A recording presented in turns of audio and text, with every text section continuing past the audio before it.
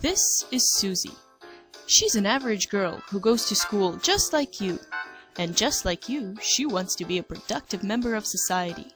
But what makes a successful member of our free market economy? Let's take an example of a very successful car company, Ford. Susie, do you know what Ford is? No, not this Ford. This Ford. And do you know what makes Ford so successful?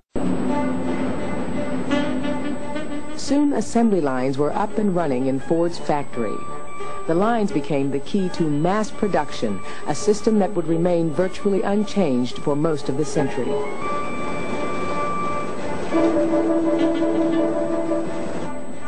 A network of clanging conveyors was used to deliver parts to an exact point on the line.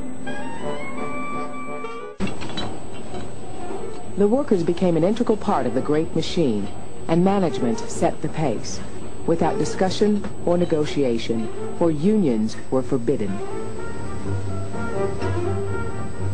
The men faced new pressure as the final assembly line beat out the rhythm for the whole factory. There was no way they could stop or slow it down.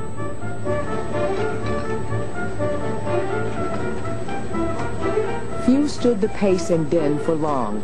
Men tried it for a few weeks, then quit. But Ford had an answer. The company was making record profits. The time taken to build each car had dropped to 1.5 hours, so he could afford to raise pay. When he announced he was doubling wages to the unheard-of level of $5 a day, the factory was besieged with applicants. Other car makers adopted the Ford method. Ford's recipe, mass production, low costs, high wages, was creating not only cheap cars but well-paid workers.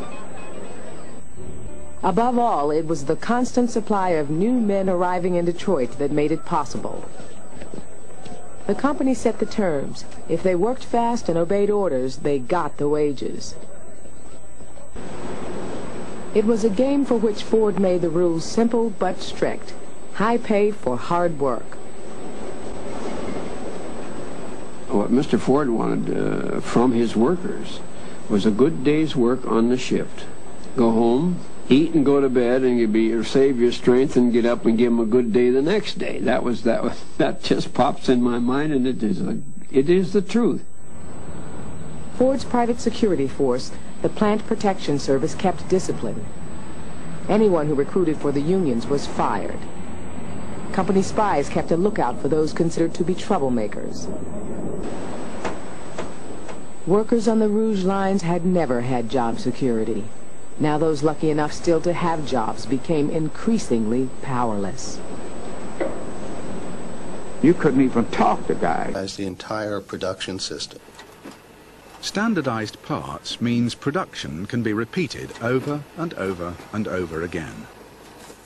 Because the parts are identical and therefore interchangeable. Today, almost everything around us is made of interchangeable parts. We just don't see them. Like the fast food hamburger. No longer a recipe, just a set of parts. Standardized parts.